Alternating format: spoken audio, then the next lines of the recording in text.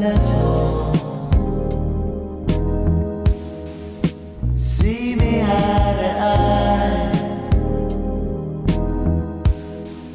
Stand up like a man. Is all laboratories, like it's metalworking lab, a woodworking lab, electronics. You've got all sorts of stuff in the midsection. So this piece in particular. Okay, so don't shoot that thing. Hi, we're at the Beeple event. Let's go.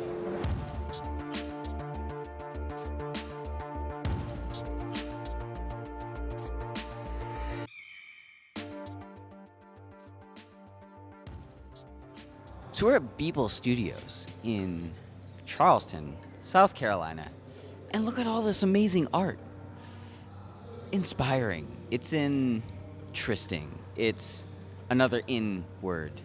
And I'm going to take you through the Beeple Deathmatch. Basically, the way the deathmatch works is it's a competition of 5 rounds with a final round at the end of it. You're going to see all the results at some point on the internet, linked in the description down below. But the tools being used are Cinema 4D with Redshift or Octane as the render engine, Photoshop, and Blender. Obviously, there's a ton of different 3D tools, and I think one of the things that's very interesting about being an artist versus being a technician is that you have to balance both of them, especially in the 3D world. You have to know what a polygon normal is, and you have to know edge loops and sculpting tools, and also the art stuff. And how do you balance all of that? Honestly, it's really hard. But I think there's something to be said about just being an artist sometimes. I am gonna do a better render than you. How about you? Are you gonna do a better render? I came here to kick ass and chew bubble gum, and we're all out of gum. Yeah.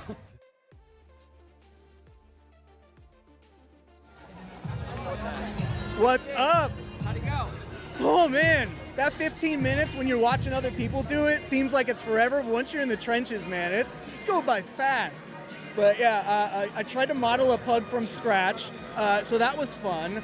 And you know, have it in the theme of the metaverse. And it was a pug wearing a VR headset flying up another big pug's butt. So that's my version of the metaverse.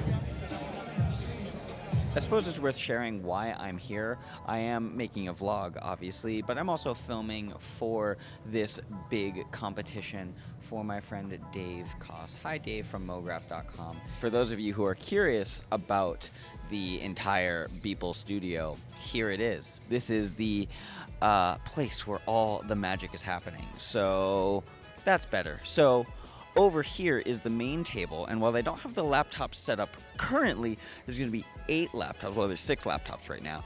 We need 2 more because there's going to be 8 contestants earlier in the day.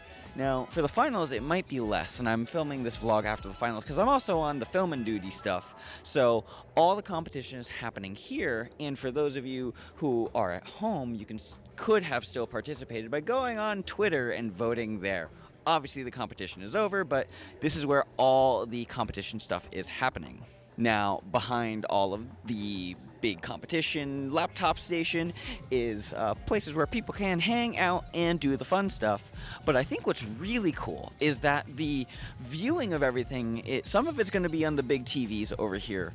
But if you look at these screens behind me, if we go over to the laptop right here, the laptop that is right there, that screen is also going to be shown on these surfaces here, which look very nice. So it enables the spectators to just like do a peek sort of thing. So a very unique way of showing off competition things.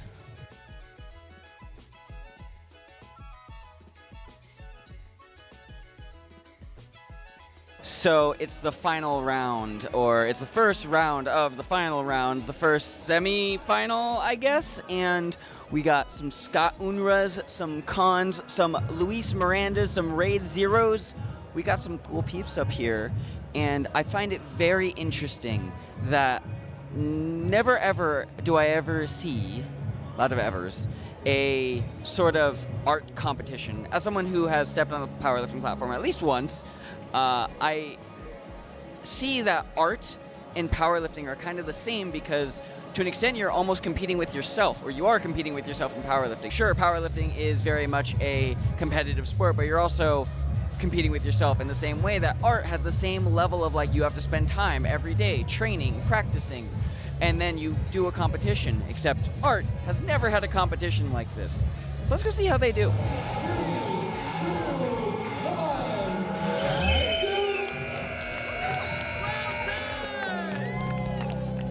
My mouth is dry, my palms are sweaty. This is stressful, man. If I win or don't, it was a good time. If I don't qualify, that means I get to view it from the outside and not be stressed out anymore. That'll be awesome. How are you feeling? Genuinely. I don't know, I went digging into the content browser and I managed to find a Greeble texture. We were all like talking about it before that we couldn't find a Greeble texture, so went digging in the outliner and I was like, let's try and find one. Scott, I have a question for you. Are you hungry? No, it's just my concept was that AI art is hamburgers. It's fast food. And that was my flocking of people to fast food. Love it. Well done. Good call. Thank you. I don't know. I kind of wish I was competing.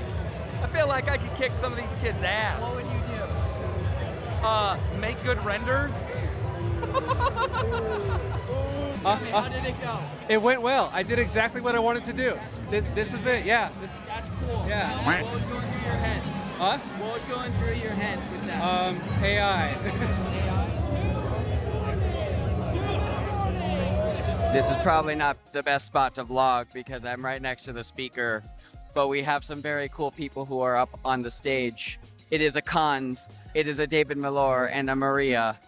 I don't know the last person. I'm very sorry. We should meet sometime. And battling for the belt, for the trophy, is Joshua Brockett. Give it up for Joshua.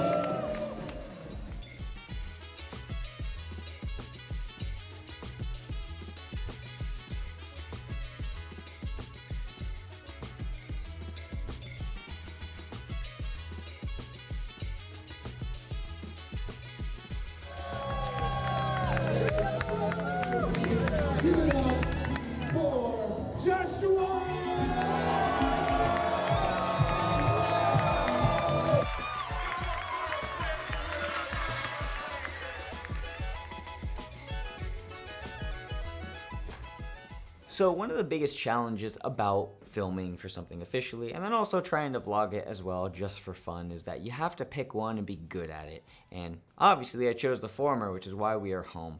But I really do hope you enjoyed this Beeple Digital Art Deathmatch vlog, sort of a recap of what the event was. And I think it was a very unique format that I think should be carried on to the future. The 15-minute intro render to get qualified for the final rounds is very fast and very short and requires people to be very technically savvy and also artistically inclined. The reason why I made this vlog is that dichotomy of being a technician and also artistic.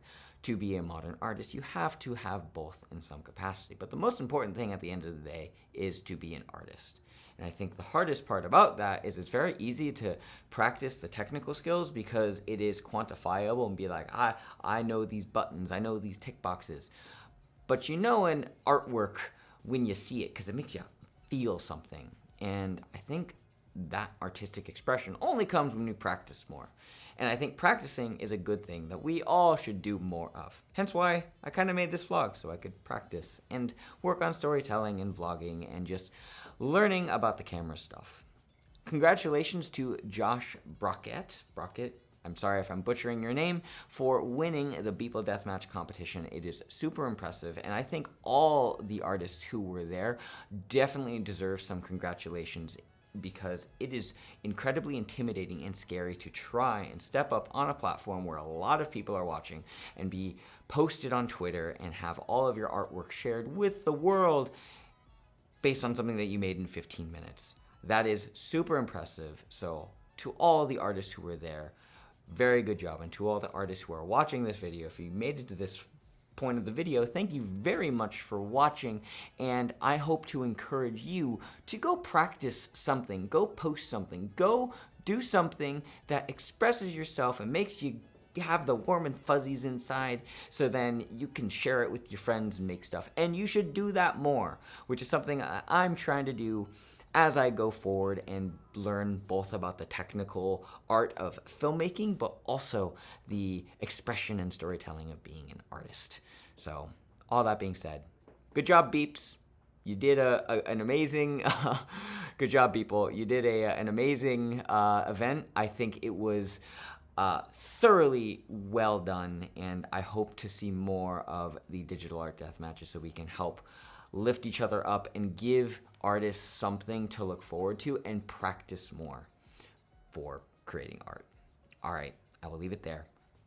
If you enjoyed this video, let me know in the comment section down below. If you have questions, comments, concerns, whatever else, comment section is down there for that as well. And I will leave you with the final tip, and that is to eat 1 gram of protein per pound of body weight, and you'll make some. Goodbye, my friends.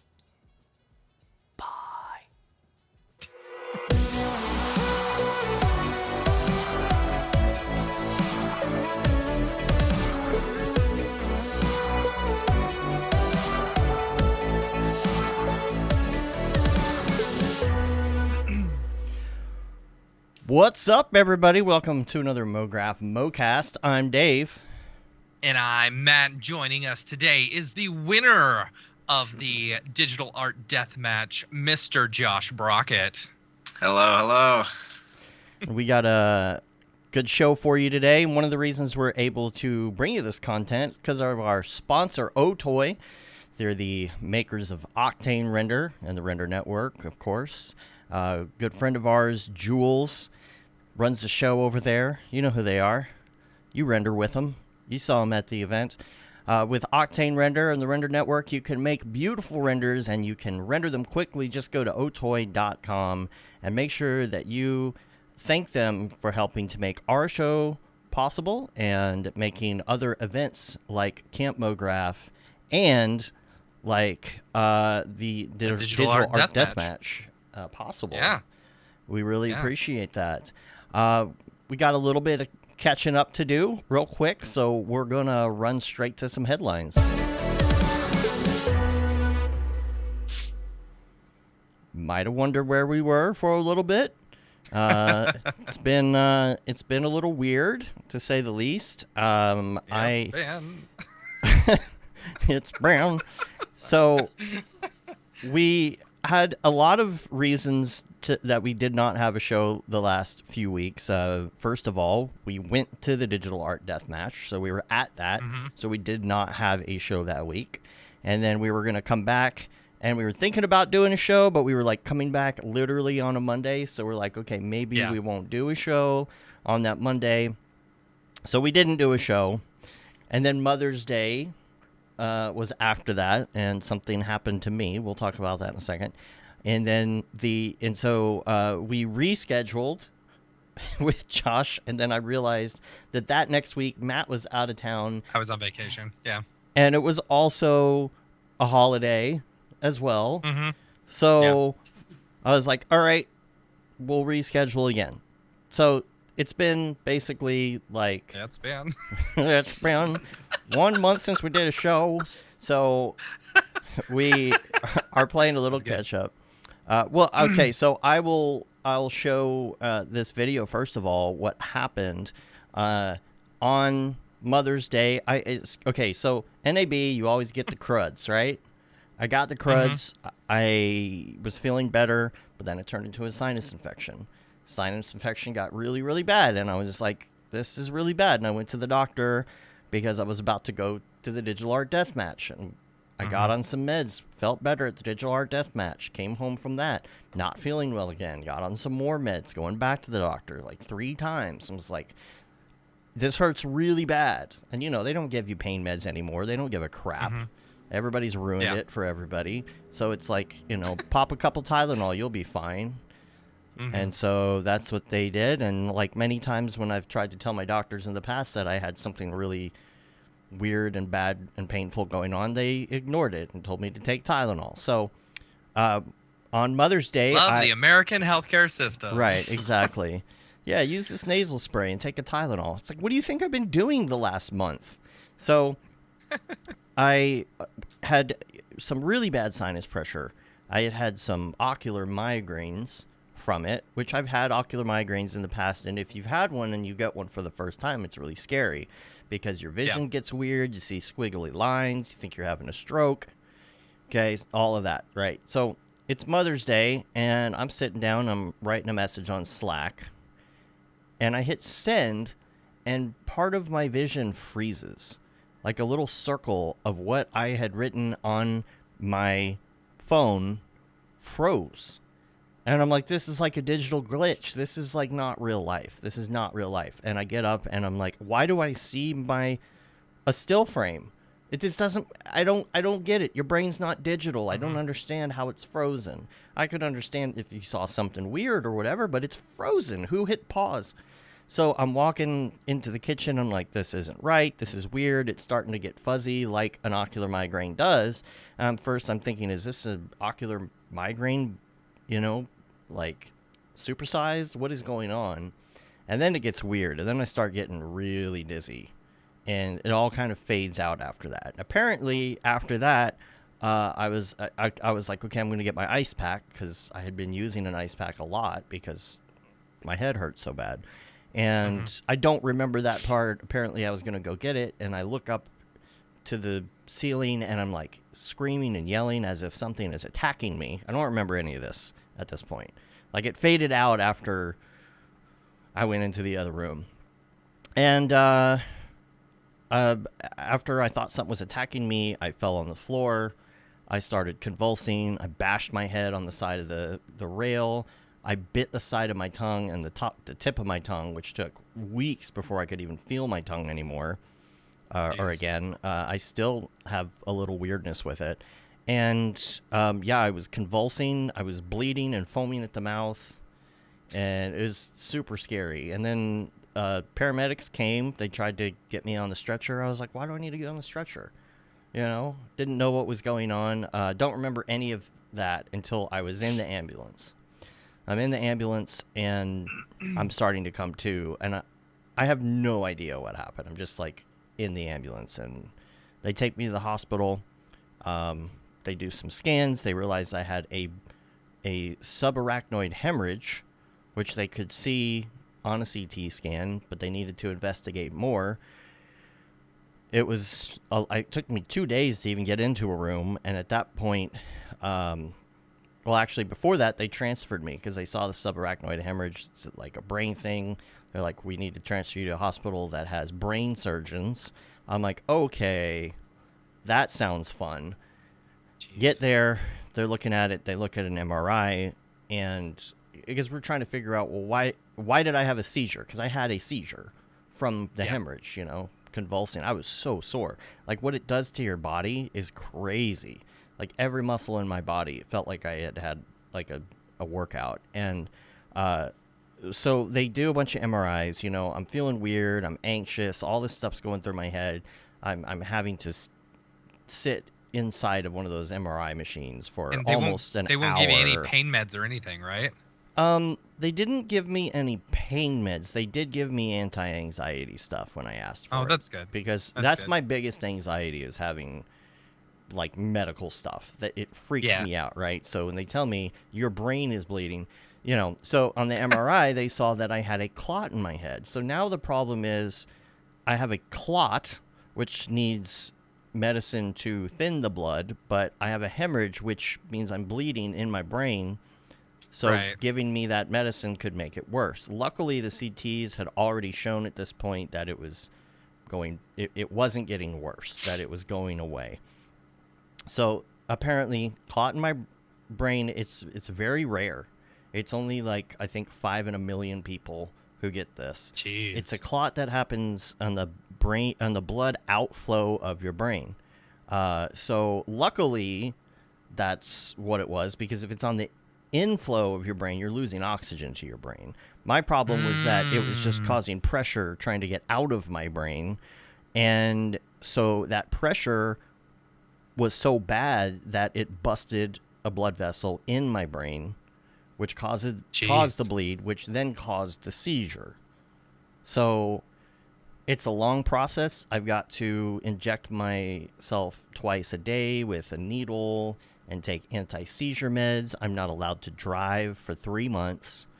You know, it's insane. a whole thing. We got to do more MRIs to make sure. Luckily, I didn't have to have brain surgery. They said that it was more of a risk to have the brain surgery than to, you know. But I think the infection ultimately caused it. It was just so bad, and I just kept telling him, I'm like, I'm on all these antibiotics and steroids, and it keeps coming back. This is really bad. Yeah. I'll just take some Tylenol.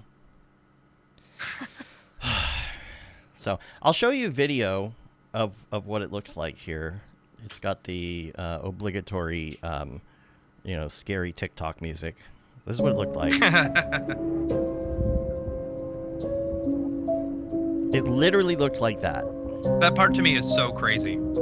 It's so crazy to me that like, dude, I'm telling you, if that had happened to me, I would have been like, all right, this is all simulation. Out. I'm done. I know. I was like, this isn't right. This isn't right. Yeah. I mean, imagine seeing that. And the craziest part was when it started blinking. It started blinking on and off. Jeez. And I'm like, how is this real? That is crazy. It's like, what goes on in your brain for that, you know, for that to actually happen?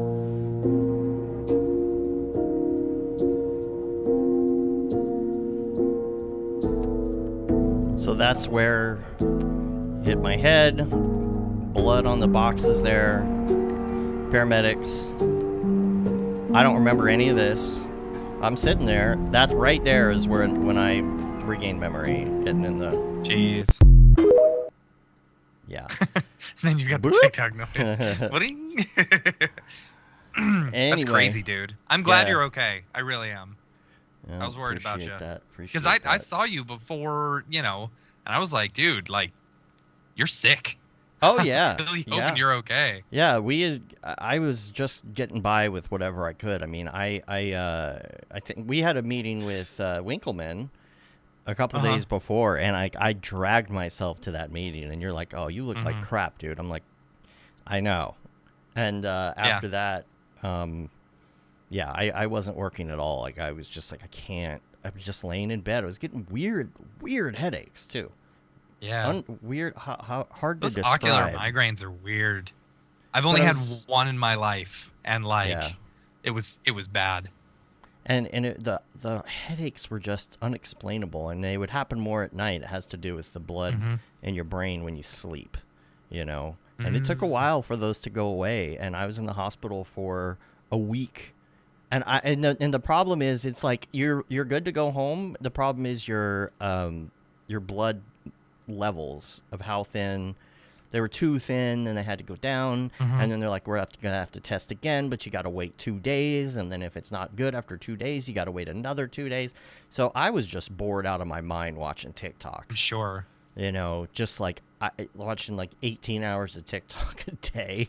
Jeez. You know, luckily I had my lazy ring with me. Yeah. I love my lazy ring. That's funny. So I came back though, and it's weird. It's you know, I'm slowly getting back into it. So if you wonder where we were, that was kind of the deal. It's like I had to kind of remember how to do everything again for the show. It's been so long. Luckily, I don't feel like I had any other problems brain-wise, except, you know, I'm on a lot of medication that causes me to be a little foggy at times. Yeah, that sucks. That really sucks. That kind of sucks. But it's fine. I'm been enjoying taking it slower. You know, I've been playing a lot of Prop Hunter, and I've been streaming it. I had just posted a couple game clips right before the incident happened or whatever, and I don't know. I liked it. I enjoyed it. I've been putting it on my TikTok. So if anybody wants to check that out, I do stream on Twitch and on TikTok. Not every night, but almost every night now. I hop on around 8 p.m. Central-ish. It's very loose. It's not like doing this show. What's your username? So on Twitch, I'm Zeta Renders. On TikTok, I'm Zeta Renders. On Instagram, I'm just using my existing account. I didn't want to make a separate account for it. which Mograph is Dave? Is Mograph that what it is? Dave. Yeah, and I'll show you a couple examples. We've had some friends hop on, which has been fun. The TikToks get more views. The TikToks get more views, and the TikToks are longer because they allow you to show the whole thing. So I kind of have to cut down some of the tension out of these and just cut the parts where I'm waiting. Maybe that's for the better. I'll show you two real quick. We were on the other night with Cameron and John Haley, and here is one where I was a soda machine. Check this out. Do I dare just... Oh, hey, yeah, hide inside of me. Get inside of me, John Haley. If anyone shoots at me, I am changing. So you're gonna have to get out of me really quick. Oh god, oh god, oh god. I saw the one that you did where you were a soda machine and then you immediately changed yourself. Everywhere else but here. And so where you were hiding inside. Oh, is it just us, dude? It's just us. Dude, oh, get ready, get ready, get ready, get ready. Nope. We both have the stun. We both have the stun. Oh, they shot the other one. I can't believe it. Here it goes. Here it goes. Oh, I can't keep this up for a minute and a half. Oh, oh, oh.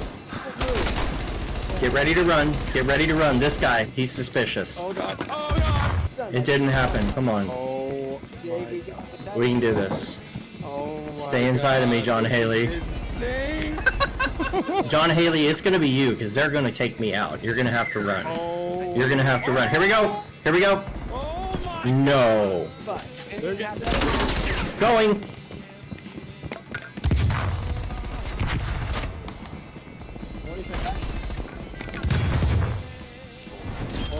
No! Okay, so there's two ways you can play the game. One of the ways is by hiding as a prop. You're a prop from the game and hoping they don't see you. Another way is to play chicken, which I got a bunch of them in here. Some of them are very long bouts of playing chicken. I call them chicken run. Here's one more quick one. You can see what it's like to play chicken. Oh, he saw me. I love the music. They're gonna get me. They're gonna get me.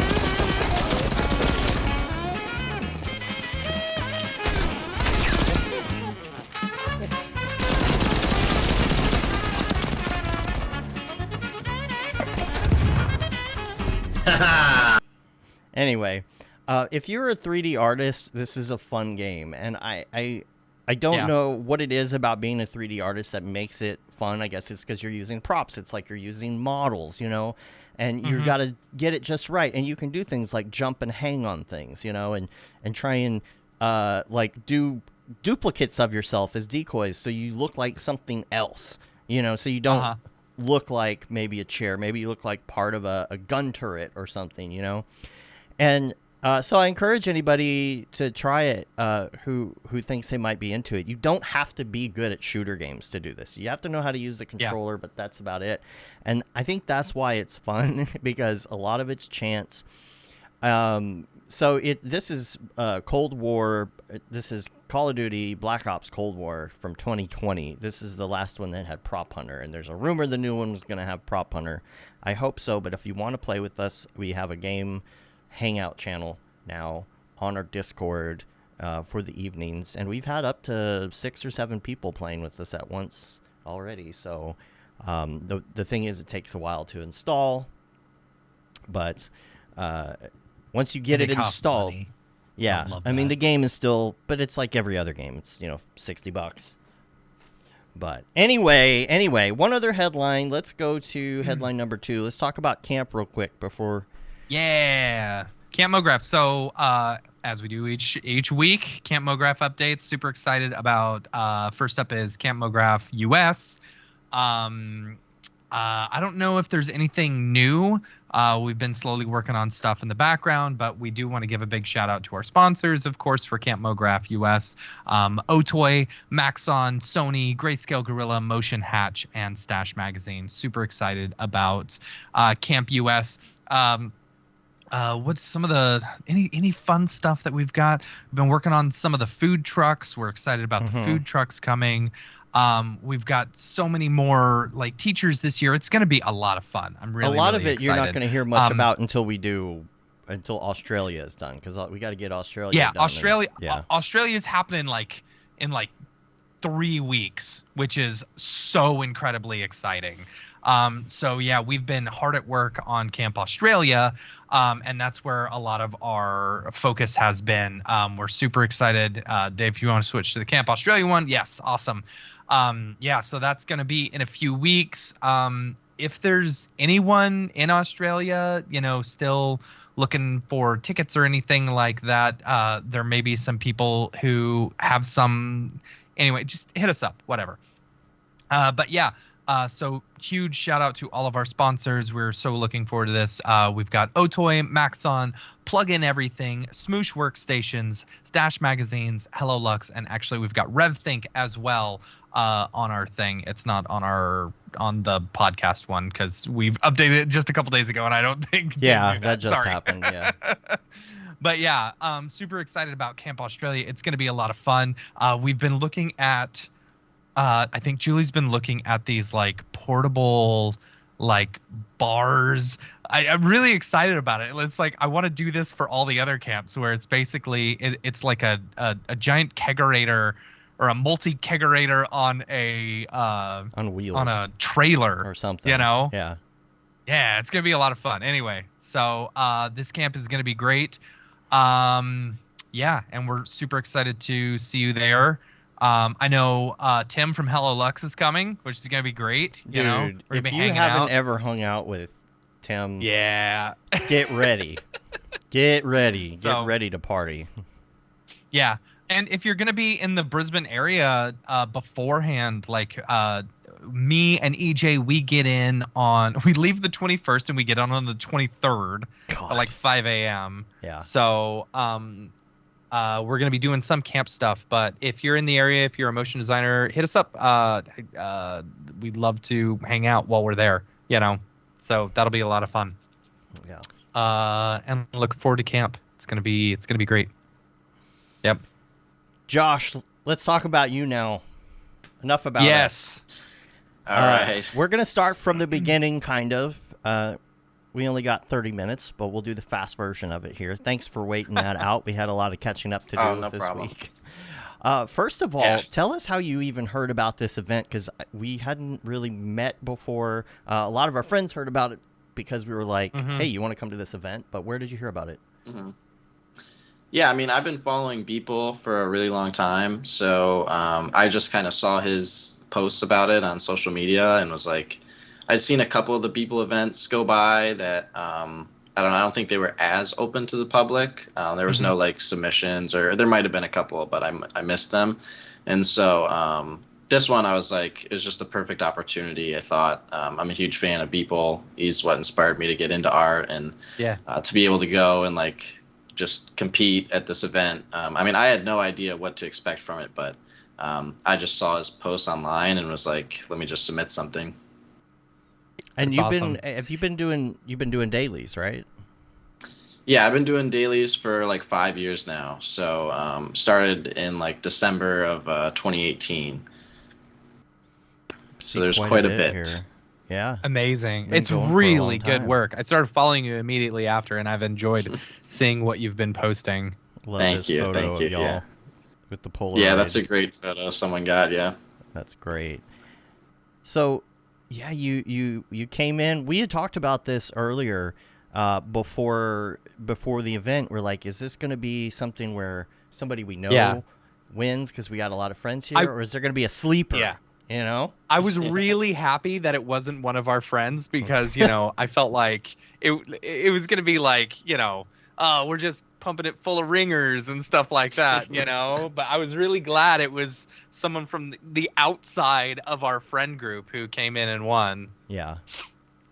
Yeah, there was a lot of, so many great people I got to meet. I met all the artists that were in that video that you showed, and just artists that I've been following for a long time, like EJ, David Ariev, or Ariev, Dan Geese, so many artists that I knew that I'd been following for years and that I just never got the chance to talk to. And so it was just such a great time meeting them and meeting all the new people that I got to meet. Was just amazing. And everyone was so nice and welcoming, and yeah, it was amazing. That's the thing about Mographers. They're all nice. Yep. You're in the friend group now. You're in the circle. You know, as soon as you meet everybody, you're automatically in the circle. So yep. That's how it was how funny. goes. Like I think you were directly to my right your first round, right? I think so. Yeah. Yeah. And so as everyone's working, like, you know, they had 15 minutes, and I think within like 5 minutes you basically were done. Yeah. With your first render, and you spent the next like 10 minutes just like fine tuning it, and I'm watching everyone else and I'm like, man, this guy's got everyone beat, you know? And so like that was the one thing like that I really I think put you over the top of everyone else, is that you immediately had a good composition, you know, and were able to spend a good majority of your time just fine tuning from there, you know? Yeah. Oh yeah. I think yeah, definitely the biggest advantage I had was also just being a daily artist. So like I'm very used to creating pieces in, you know, an hour most of the time, like an hour and a half. But I've also made things in 30 minutes just on my own plenty of times.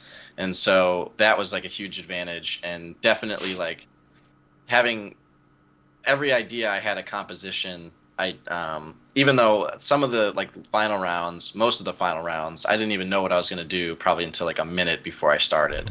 And so it was a little rough there, but it was mostly pretty much everything I did was just like every days that I had done before.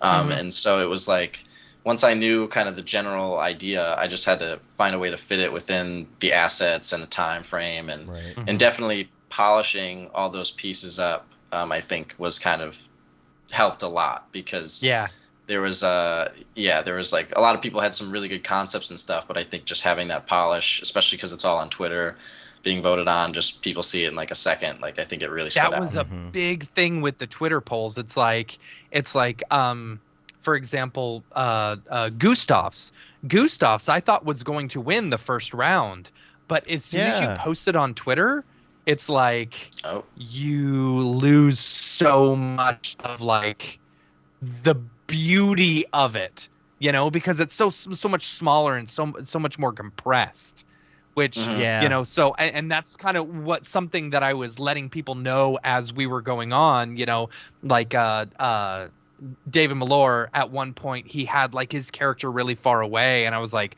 keep in mind it's going to be on Twitter. People are going to, you know, you don't want something too small or something, you know. And that was something that we did not anticipate going in there was the Twitter polls and stuff like that. And a lot of people would see the Twitter polls and they'd be like, what is this? I don't understand this. It's like, you realize this was created in 15 minutes, right? Like, calm down. Yeah. We a couple of us artists went out to lunch, or I went out with a few other artists that were also kind of going into the next rounds after the first round. And the Twitter thing was something we all talked about. It just being like, you really got to make sure it stands out in that tiny little box, because if anything gets lost, people aren't going to see it. Yeah, for sure. Yeah, for sure. Yeah, and we're talking about already the possibility of making this an annual event. I think. Yeah. I think it's definitely in order. Make some changes. Then we got to have you come back and, like, you know, as like the surprise. It's like it's like a at puff the of end smoke, of wrestling. At the end of like the Adventures of Link, like Legend of Zelda 2, where you've got to fight the NECA version of yourself, you know. Yeah, that's the thing. I think I think it being an annual event would be awesome. Like, I know every artist I talked to, and I'm sure you guys feel the same. It was like one of the best events they've been to. I haven't been to many events, so like this was like the first one, so it was kind of a high bar to set it at. But it was. I know everyone else was saying how just incredible it was, and just being there myself, like being able to work and like make art in front of the audience and like get that like real time feedback and like it was just insane. Like it was amazing. Yeah. Yeah. I think what they should have done at the end is just instead of giving you a check, they say, "Sorry, the princess is in another castle," and then you got to wait till next year. There you go. That's yeah. funny. I think that'll be so fun. One thing that I thought was funny. So we're down to you and David, at the end, and I went up to y'all because what's funny is neither you or David, I think, even knew that there was prize money at the end. Oh yeah, no. We never even mentioned it, right? That's funny. And I was like, hey, Probably dude, because we you didn't at least know won at first. something, even if you don't win first place, you win something. And like both you and David were like, wait, what? Because the second place won $2,500 and first place was $5,000, and it's like, oh man, that basically paid for the trip right there. Oh yeah. When you told me that, I was very excited. I was like, okay, because I didn't even know there was going to be a prize. Like, I mean, I figured there'd be something, but I didn't know there was. I didn't know what it was until like the day of the event when I started seeing posts about it. Yeah. Belt and a trophy. So yeah, and even with the actual event itself, like I was really not, expecting much. I thought we were going to be like put in like a computer lab and just like shoved away for like 15 minutes. Like that's what I thought I was expecting. And so coming in, like seeing how everything was set up and just the like detail that was put into it, everything, it was just insane. It was a pretty killer setup. Like I got to give props to Mike and all of his team because it was so much cooler than I had anticipated, and especially with the screens like mirroring the screens like on the left and right to where everyone standing around, could see what was going on each and every screen. It was really, really great. Right. They don't have to like look fully over your shoulder. They're over your shoulder, but they're not like right all up in your grill. And it was nice to see that. And then the way everything was kind of color coded, those Puget systems, by the way, oh man, those Puget systems were killer. And so I think it was Rev. He color coded even the keyboards for each system. Color coded the keyboard based on, I wish we could have been more involved with some of the stuff there on site. We really wanted to be more involved with helping to get that prepped. I know they were under the wire, but it was like crunch time, and for us it was like, well, we can't do anything from here. So I think we'll probably go there early to help with some of that stuff, so it's not so much a load on their shoulders. And there's a lot of other things, there's resolution things with the screens and stuff. There's all these little things that I know Winkleman wants to make better and easier. Everybody's talking about I would have loved streaming. to live stream the thing, but like, it's so like, honestly, they've got a whole team of people already there working on this stuff. It's like adding the live streaming is a whole nother level beast as well. Yeah, and that's why we're like, if we can make it happen, it would be nice to do something where maybe we just bring in my friend's production truck to do the live stream, because then we don't have to worry about doing it ourselves. It's one thing, everybody's like, oh, well, you guys stream online all the time. It's like, right, but there's 8 computers and we got to worry about throughput, and then you've got an MC running around, and you're going to have remote cameras with Teradeks or something, because you can't put cables all over the place. Like, there's all of this stuff that I know. It's like, it's not that I can't do this. It's like I don't want to do this. I want to enjoy myself, right? I was already not certain about being a ref, because I'm like, well, I can't stand around and drink or whatever, although I did drink. Everybody's like, well, you're the ref and you can ref and drink at the same time. I'm like, yeah, of course. I'm sitting there like helping with some technical issues in Octane and stuff, and beer in the other hand, Unfortunately, I can't do that for a while now. So, but I think that worked really well. It was uncertain. It's like, oh, y'all are gonna wear refs uniforms with a whistle. It's like, it's gonna be corny, but it actually was great, because when you have people with the stripes on, it's kind of like the attendees, which not everybody there was an artist. There were a lot of art people and crypto people and other stuff hanging around. It's like, okay, this person's a fish, right? Like, not a fish, but official. I was trying to be trendy. this person is official. You got to step away from. If they're trying to do something, you got to get out of the way. So it was kind of nice because you could swipe in and help with a technical issue. You could watch and make sure nobody's cheating. You know, whatever. Because we did not know everybody, and there was some chance that someone was going to try and load a thumb drive or do something. You know, go on the internet and do AI or something. It's like nope. So we were watching. And it was pretty good. I mean, we would blow our whistle at the timeout. We would tell everybody how much time was left. You and I would yell 420 every time. Yeah, every time. It was at 420. And and the belt for those who are listening, because most people listen to the show. They don't watch this, so they didn't see what was in the video. There was a belt, like a wrestling championship. You've got the belt, right? I do. Give me 1 second. Give me 1 second. Yeah. So this belt had all sorts of phrases and stuff on it. You know how Winkleman does. He's like, "F you, I'm better than you."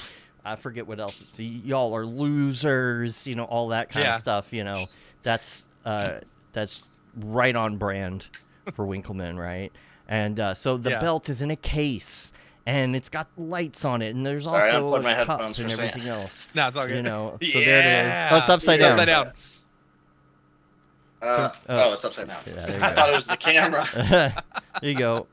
Yeah. What Extreme does it say? Lord Champion. Eat my ass. I'm better than you. And then what does the other side say? Man. What does the other side say on the left? That very left one there. Forget what this is on the. I think it's eat my ass still. On both sides. F you, I'm awesome. And then the bottom it says awesome. nerd shit. Yeah. Nice. But yeah. Did you wear it on the plane? I drove there. Oh, that's nice. right. So it was like a 13-hour drive. So it was. Where are you located? I'm from Michigan, like right near Detroit, Michigan. So D-town? There's a huge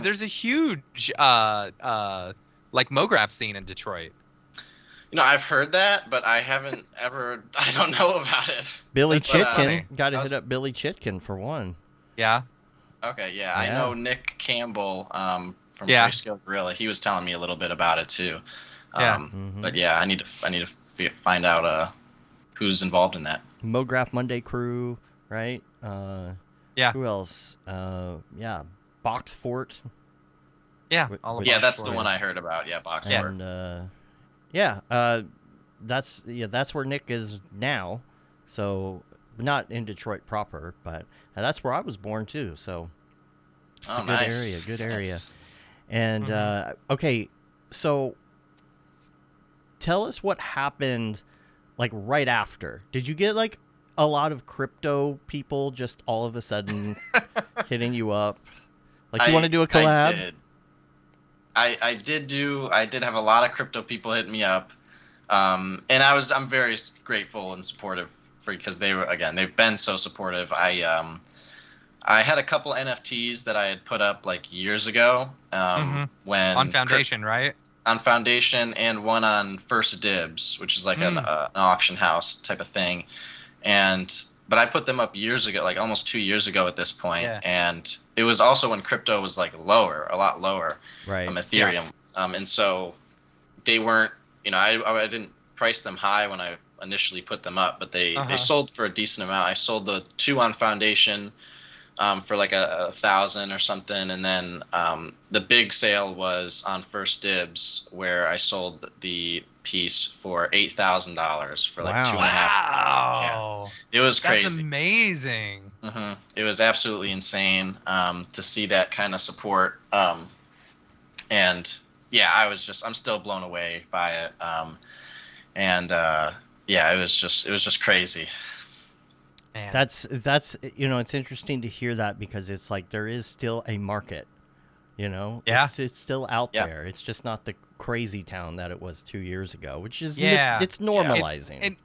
And that's the way I think the NFT market should be. It's like treat it more like the fine art market, where you've got the influential and the ones who are who stick to it, and stuff, and yeah, those ones who are serious instead of about everyone it. just Yeah, Yeah. and not the people posting, some something they made in Microsoft Paint, or Right. something, and making $1 I million. mean, unless that's your thing and you're continuing Well, if to that's do it, your thing, but for right. that's yeah. the thing. That wasn't the thing. It was like, here's a Right. 5-year-old who made something with Microsoft Paint, $1 million.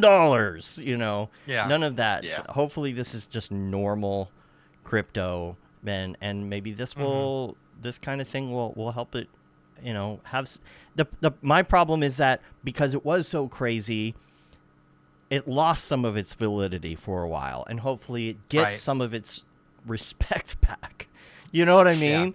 For Yeah. that reason, instead of just because the same thing applies to like GameStop stock and the whole thing, all the craziness Going back up. I don't know if you saw that. Hodl. Yeah. Yeah. Yeah. Jen says don't knock Microsoft Paint. So Josh, what's do you have anything planned? Yeah.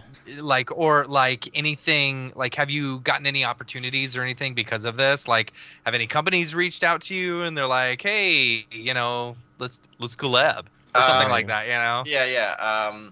I have a couple things planned. Definitely a lot of people reached out to me and gave me a lot of support, which I'm extremely grateful for. But also I had Maxon reached out to me. That's awesome. Nice. And he, I'm gonna butcher his name. It's either Matthias. Yeah. Matthias, I'm sorry. Mhm. Matthias, he reached out to me and he wanted me to actually speak at a conference they're gonna have in SIGGRAPH. Okay, cool. Out in Denver, yeah. Yeah, out in Denver. So I'm going to be going to that. I'm going to be having a whole presentation, fun. probably doing an everyday live. That's fun. Yeah. So that's like a huge opportunity I'm super excited for. And then just a little bit of stuff in the crypto space. Like I got another art drop on the 6th. And that's going to be on Super Rare, and they're supposed to be helping me out a little bit with that. And so, but then, yeah, just a lot of other people who I probably need to reach out and follow up on that, talk to me at the event, was like, hit me up if you want to work together or do anything. So, but yeah, definitely a lot of people like reaching out and being super supportive. You're gonna love the event. SIGGRAPH is really cool. Now NAB, I feel like we partied a lot more in NAB, and there's a lot of like extra stuff to do. There's a lot of like cameras and all that other stuff. SIGGRAPH is more of a fine-tuned. There's gaming and graphics cards, but there's a lot more like 3D and all of that. This year, it's the first year. It might, at least in a long time that I know of, that it's been in Denver. Because it's been going back between LA and Vancouver, back and forth. So now, and then during COVID, we were supposed to do Washington D.C., which didn't happen. And then it didn't happen. Yeah. So we'll be doing that. We'll be doing live streams at the booth and all of that stuff. There'll be a lot of friends, a lot of people that you met at the event. You're going to see there because there are so many artists in Colorado that they're pulling in all the Colorado people that we know for SIGGRAPH. We'll be hanging out at night. We'll be going to dinners. We're trying to do some sort of Mograph meetup party type thing. I think I had mentioned I really wanted to do a Casa Bonita meetup, but they're booked until forever. So we'll have to figure that out. And that's going to be a lot of fun because I think, God, we know 15, 20 artists at least that live there by default, let alone the people flying in, so that'll be a lot of fun. Jen says the Colorado Motion Crew is going to be planning some fun things too, so that's good. Cool. Yeah, we'll talk to EJ, of course, so I was going to ask you another question. Did it okay, so crypto stuff, did it also lead to some jobs? Have you gotten any like work? Do you do work, or is it just all up to art?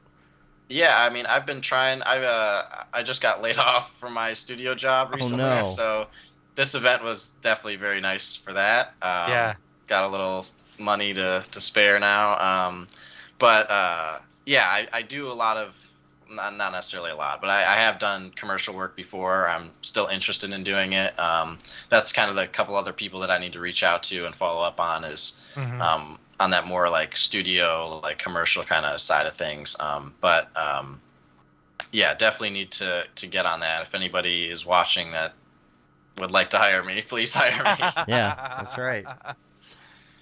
What about you might have mentioned this at the beginning when we were talking about the dailies and stuff, but how did you get into this in the first place? Like, did you go to school? And No, I did not go to school. I kind of just like I got out of high school. I was too broke to go to college, so I was like, I'm just gonna figure out what I want to do. But I was always interested in film, and took a lot of film classes, and also always been interested in like visual effects. And so like ever since I was a kid, I was working in like After Effects, just like watching Andrew Kramer tutorials and doing all that kind of stuff. So it was kind of like the next step for me was 3D, and I got into it just from using like Element 3D, and then I wanted to use the fracture, Voronoi fracture, and Cinema 4D to like fracture some text, and then I started looking up all these cinema tutorials, and eventually I think in like the week or two that I was looking up cinema tutorials, I stumbled on Beeple's work, and I was instantly like, I fell in love, and I was like, if I can do even like a 10th of what he does, like I would be so happy. And so just kind of learned Cinema 4D, and then just started making everydays. Like I didn't have any plan on when I was going to stop or when I was going to, whatever.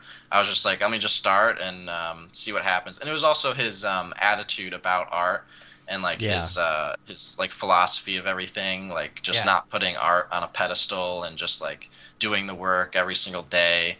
That really resonated with me, and so just started doing the everydays, and it's just been, I like to say I haven't stopped, but I have stopped before. But that's kind of another thing that I think is really important to mention, is that not everyone can be like a Beeple who is just every single day, never miss a day. Like there are times when I've missed days, and I was gonna ask. There's a big break that I took recently, just dealing with like a lot of mental health issues. And so, but you're an artist, we all do it. And so but the biggest thing for me is just like don't stop. Like I came back, I felt like terrible, I felt like a big failure or whatever, but it was just, I came back, I just wanted to keep doing everydays, and so I did, and so I've been back doing them. I don't plan on stopping again anytime soon, at least. And so it's just been the everydays are like a really big part of my life, and something that's changed my life for like so long now. And I can't be more grateful to Beeple or Mike himself for like kind of getting me into that. And so you got to take awesome, a break man. sometimes, and don't feel bad about that. And sometimes you got to slow down, play some prop hunter, take a break for a little bit, and come back to it when you feel like it. There's just not, it's not going to be good if you don't like doing it, right? So it just makes sense. So you're available for hire, contract, right? Yes, I am available for hire. Yes. So everybody, you know where to go, right? So, well, we really appreciate you being on and taking the time, especially with us doing an episode where we're trying to remember how to do an episode.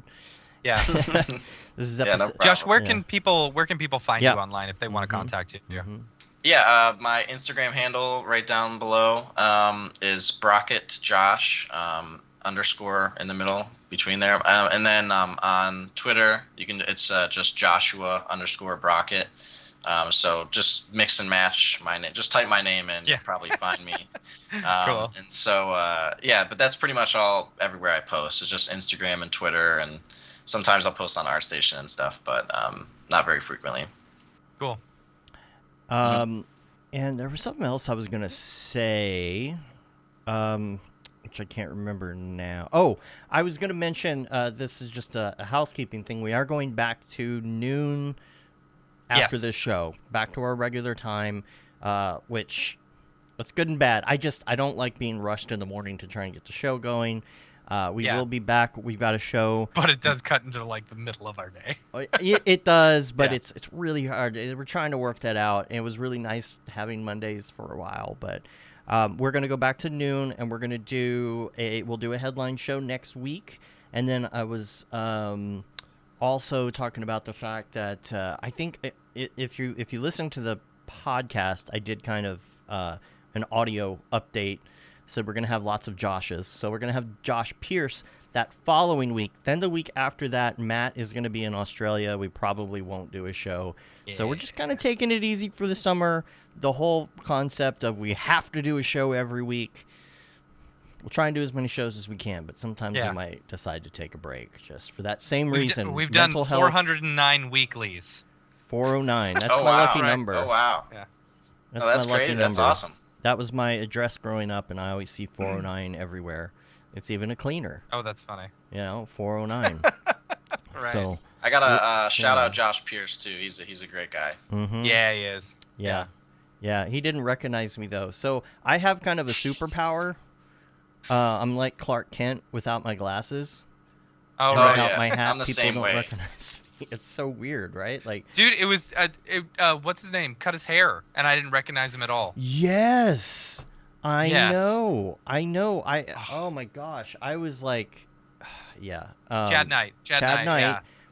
He cut his hair, and I hadn't seen him since. Like, he had this big long hair, and then he cut it off, and I thought I recognized him as someone, and I didn't even realize until after the event was over. I was like, I didn't even know Chad was there. Yeah, no, he was standing there at the event, and like during one of the showdowns, and he said something to me, and I was like, I'm like, double take. I'm like, oh my gosh.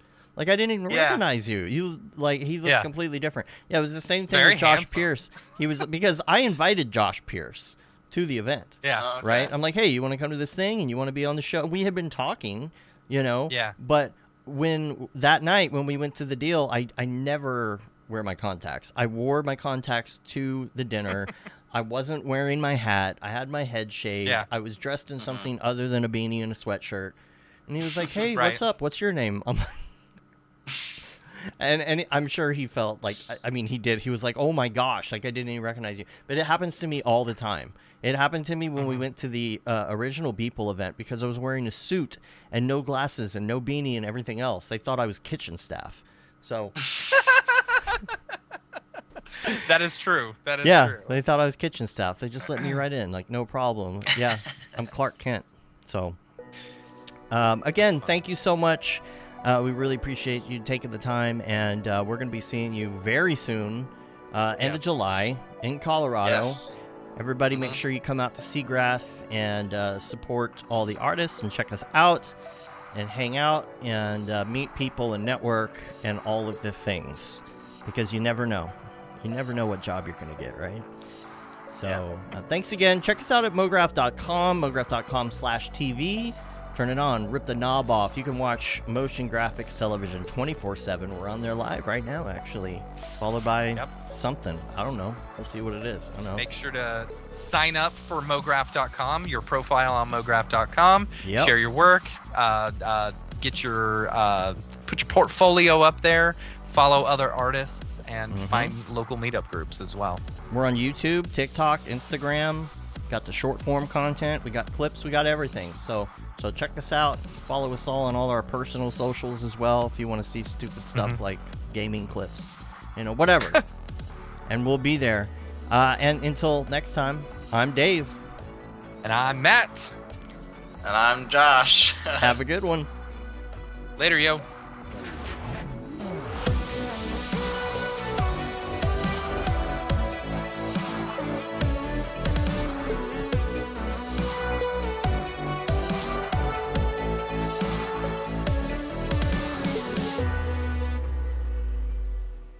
Pretty good, I guess.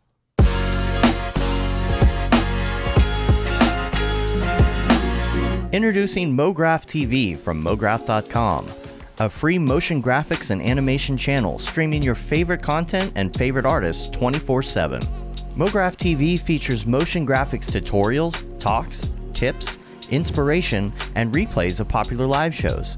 We offer something for all levels of designer, from introductory tutorials to high-level breakdowns and everything in between. That track looks great to me. Mograph TV features software like Cinema 4D, After Effects, Unreal Engine, What up? third-party plugins, and other 2D and 3D software. We also feature live motion events, short-form clips, crypto art, and even a little photo and video editing. Learn from the people that inspire you most, and stay up to date on all the latest industry news, announcements, and community events. You'll also see exclusive offers only available by watching. With 3 8-hour blocks each day, you'll be sure to catch everything, no matter what your time zone. Keep it on as a companion to your workday and learn something new. Meet a friend, watch a demo, catch a classic tutorial, or even find new inspiration. That's a British word? A lot of things are British words. Yes, good luck with all your projects. Mograph TV, television for the design community, 24/7.